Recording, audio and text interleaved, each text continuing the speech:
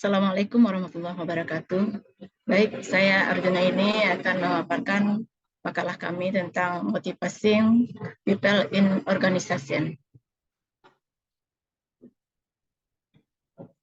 Motivasi dan kinerja karyawan. Manajer menentukan pekerjaan apa yang akan dilakukan dalam organisasi mereka dan bagaimana pekerjaan itu akan dilakukan. Tapi manajer juga menentukan bagaimana memotivasi orang dan bagaimana mengoptimalkan kinerja mereka. Kunci sukses jangka panjang dalam bisnis adalah menciptakan pekerjaan yang mengoptimalkan persyaratan organisasi untuk produktivitas, efisiensi, sekaligus memotivasi dan memuaskan karyawan yang melakukan pekerjaan tersebut.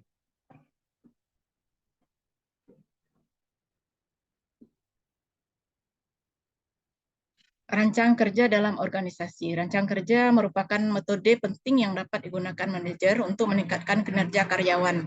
Ketika rancang kerja ditujukan pada individu, paling sering disebut sebagai rancangan pekerjaan.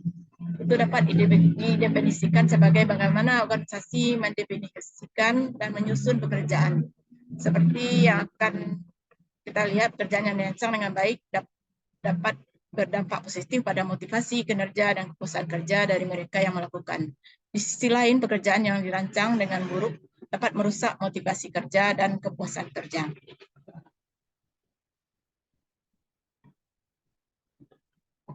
Keterlibatan karyawan dan motivasi. Keterlibatan karyawan dalam pekerjaan mereka juga dapat berperan penting dalam motivasi. Dalam kenyataannya, kasus manajer serta teknik berusaha untuk meningkatkan motivasi karyawan. Dan tentu partisipasi dan pemberdayaan merupakan perpanjang pekerjaan karena masing-masing secara mendasar mengubah cara karyawan dalam suatu organisasi melakukan pekerjaan mereka.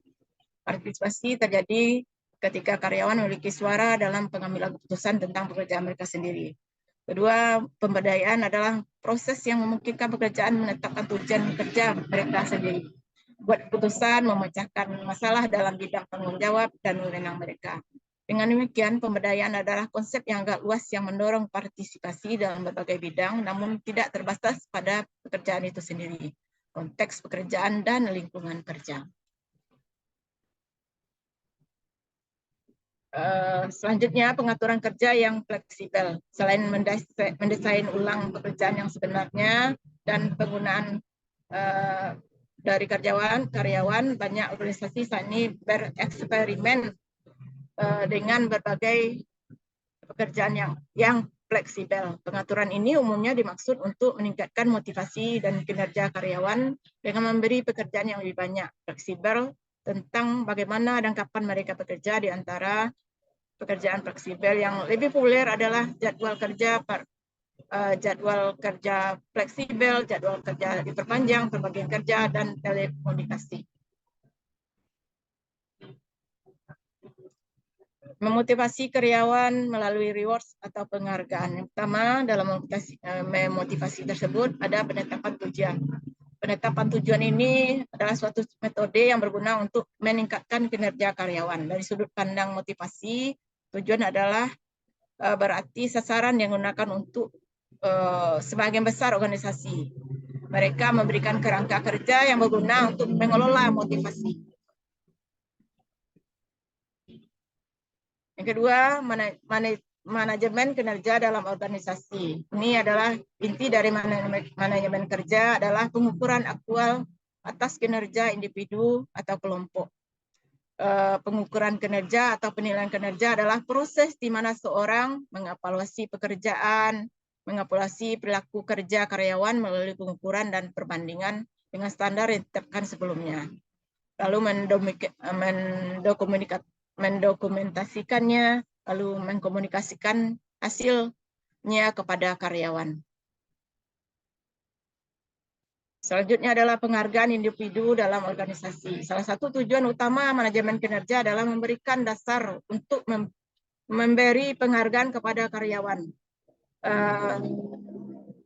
Penghargaan kepada karyawan ini terhadap motivasi dan kinerja karyawan. Sistem penghargaan terdiri dari semua komponen organisasi termasuk orang, proses, aturan, dan prosedur.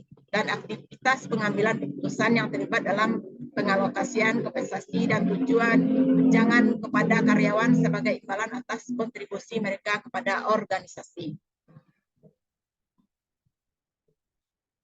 Mengelola sistem hadiah bagi para manajer untuk membawakan sepenuhnya nilai simbolis dari gaji.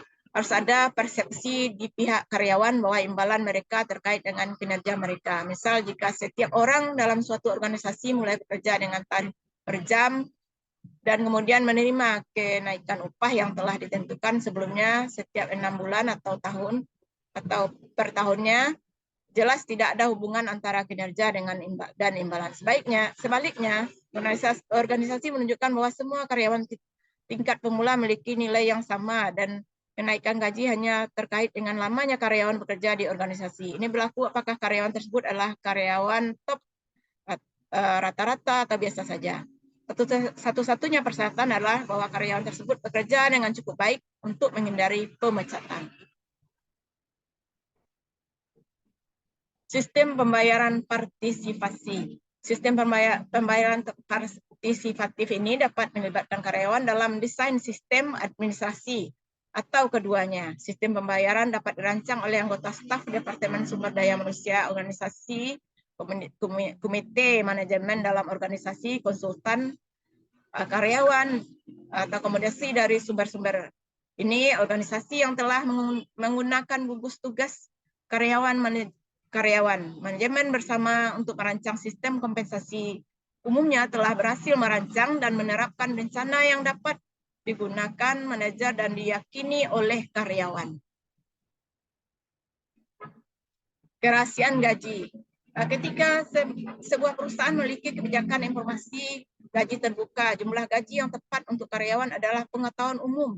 Pemerintah negara bagian misalnya mengumumkan gaji setiap orang yang masuk daftar gaji mereka. Kebijakan kerahasiaan penuh berarti bahwa tidak ada informasi yang tersedia bagi karyawan mengenai gaji karyawan lain, kenaikan rata-rata atau persentase atau kisaran gaji. Demikian saja, terima kasih.